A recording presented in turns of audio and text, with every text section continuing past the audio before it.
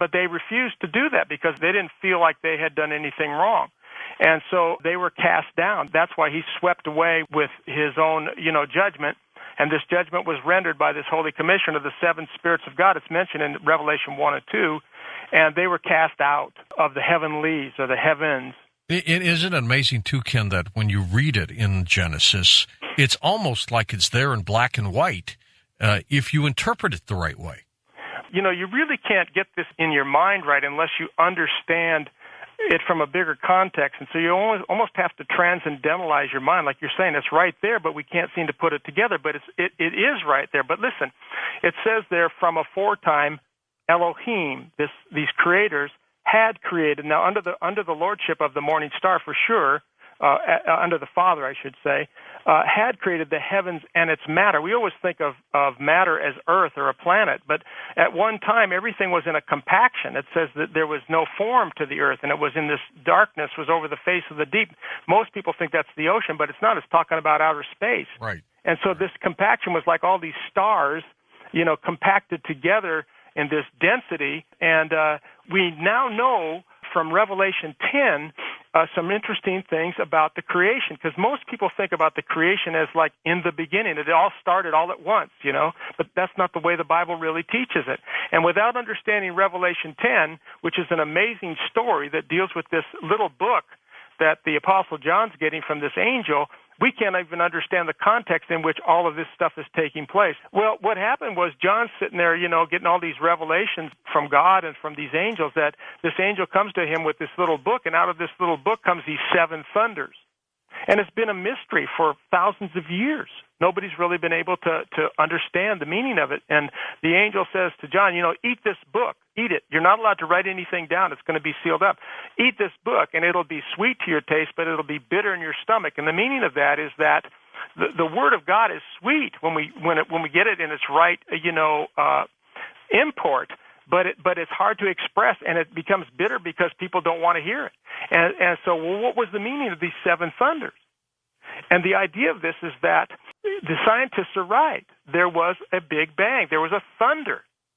And Genesis is merely a snapshot of the cycle of these thunders, because there were seven of them. So that means there's seven expansions, seven contractions, and the Bible is really clear. At least 5 to 6 times in the Old Testament it says God stretches forth the heavens.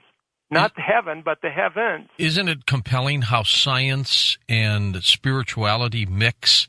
They just don't know it. Yeah, they really do. But we close science out. We say, well, they don't believe in God, because most of our atheists are agnostic. But actually, they're finding things that are proved by the Bible. And so it says God stretches forth the heavens, and then it says He rolls it up like a scroll, so it goes back into a compaction. So it expands and it contracts. And then it says, there's going to be a new heavens and a new earth, because it's going to go back into a compaction at the end of the age, this present age, and it'll go back into a compaction, and then God makes another universe. He's in the business of making universes. And these are the wombs of creation. So there's life forms all over the universe. We're just in one galaxy. There's trillions of them. And we're one small little life form on a little planet in nowhere. And we think it's all about us, but it's not. Let's go back to New Orleans now, where you started this. And you say that they're flooding the gates practically. They're coming down here in droves. You think something's going to happen. How long do you think this has been going on, Ken? Well, at this level, I can't really say. But I know that fallen angels, and these are the angels that were cast out with Lucifer. These are those Ophanim I was telling you about. And they're creators, and they can still create.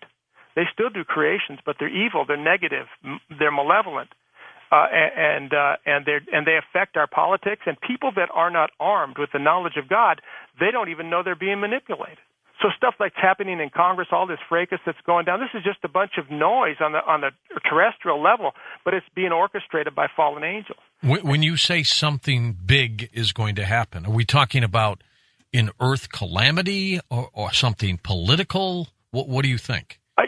We could have, there's so much going on with the Islamic world against the Western world. It wouldn't surprise me if there's not a nuclear attack that happens and a world economic collapse. It looks like the world economically is collapsing.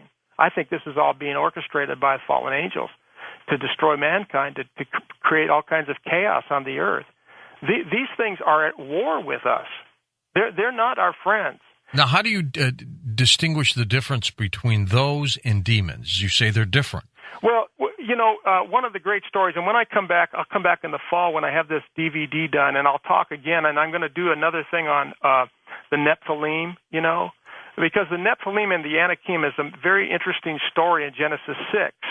And these were like a genetic breed that got out of hand due to Cain. He went into the West Garden and had sex with these I can't get into the whole story, but anyway, they were destroyed by the flood, all these giants, and I'm sure you're aware of that, and people that are listening are aware of that. All those, the spirits of those beings are seeking bodies. Those are the demons. Those are the demons that I spoke about. The fallen angels are a whole nother story. Now, how do you know that what you saw in New Orleans, what you have on video, aren't apparitions or ghosts? How do you know that that's not what they are? I can't say for sure they're not holographic at this point. I know some of the ships that I saw that manifest from light into planes, I'm pretty sure those are holograms because we see light flying out of the images. I mean, you got to see this, George. It's really amazing. Well, see, to me, if they're holographic, then there's some group here on this planet manipulating us and playing around with us. Well, like I said, the book of Ephesians talks about putting on the armor of God that you may be able to stand against the strategies of the enemy because they can fire these darts into our heads, like they're called noemas in the Greek language. And if we're not armed properly, then we can easily have our minds manipulated, and we don't even know it. We think it's our own thoughts. So you have to learn how to discriminate your thought life because a lot of times we get evil thoughts in our minds. Everybody does. And those that are in high places, it talks about these entities focus on powers, which are like a mayor in my city is a power. A magistrate would be like a governor of our state. A world power is like, the leader of a country, and he can affect the world. These entities focus on these kind of powers. Also in corporate power structures, in church power structures, these entities focus on wherever there's power like that. So you've got me curious. I've got to see what these things look like. My job is to expose the darkness. That's my calling. It's part of what I do. Did they know you were there? Yeah, they know who I am because this guy was seeing all kinds of manifestations, and when I got on the scene, they didn't want to come around, so we're working on that problem. But they know who I am. They absolutely know who I am.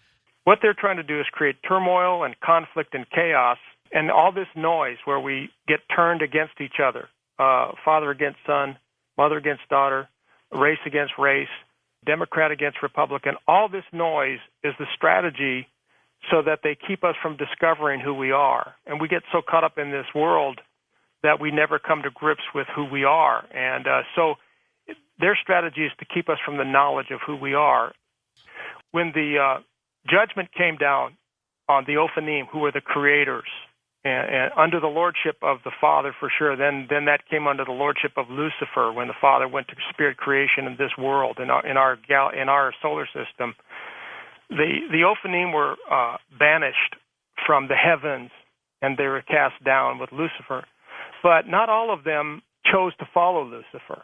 Remember, the judgment was they'd have to take on human flesh. And most of them refused to do that because they were in beautiful angel bodies. I mean, it was magnificent. They traveled the universe in these things. But there was a number of them. A third of the third said, you know what, we're not going to follow Lucifer. We are going to take our chances, and we're going to go into human flesh, and we're going to accept the judgment. And the Ophanim that accepted the judgment is us. We are actually fallen creators. We're the fallen creators. And we're at war with the team that is following Lucifer. And that's why Jesus said, have not I said ye are Elohim? He actually knew who we were when he was here. He said, have not I said ye are gods? Because we are. And we just don't know it. We're in such a fallen state, and we're so lost, and we have no memory of our past. It's been wiped clean. We have like spiritual amnesia. We're lost on this earth. And that's why it says, many have entertained angels and not known it, because we do it every day. Every person on this planet is our brother and sister. And we knew them before the foundation of the world, because God did. And that's why it says, to whom he did foreknow, he also did predestinate to be conformed to his image, because we pre-existed. And we're in these decrepit bodies, and we are distracted by all the noise that the fallen angels are creating through all kinds of strategies and ways of turning us against each other, that we will never wake up until we hear this message and begin to transcend our human consciousness and get into a God consciousness. The full dimension and reality of it has to come through the Holy Spirit, which can only be received in full measure through Christ. That's the only way we can get back to where we belong. And that's why it says in the prophets, have not I called you that I might plant the heavens? We're the planters. We are the creators. And we are in these shrunken conditions here on this planet, in this silly little prison planet, until we wake up to the reality of who we are and what our destiny is. It's an awesome destiny for every human on this planet.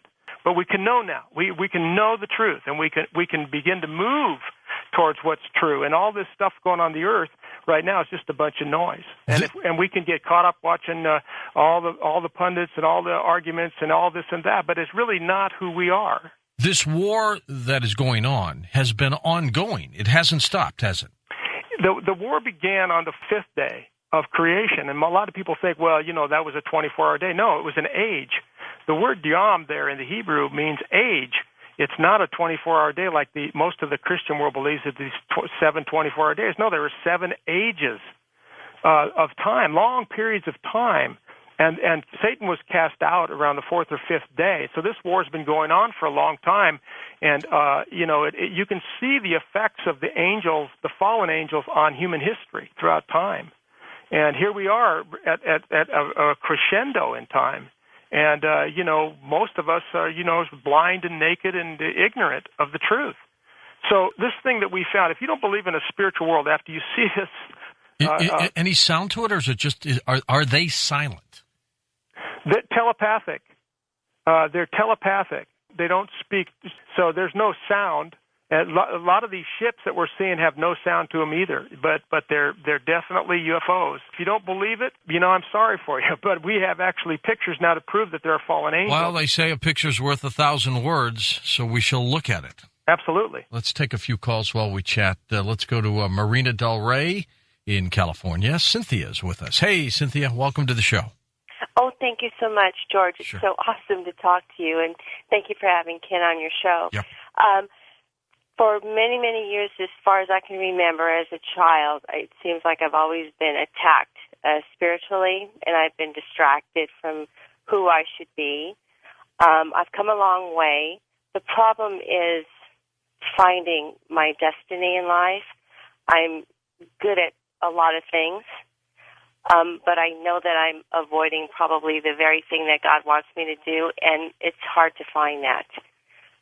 What is it? Is it an occupation, or is it something that really is in my soul that I should do? I can tell you that I love to sing, and the thing that gives me the most fulfillment is when I'm alone and I'm singing directly to my Father. It breaks me. It moves me.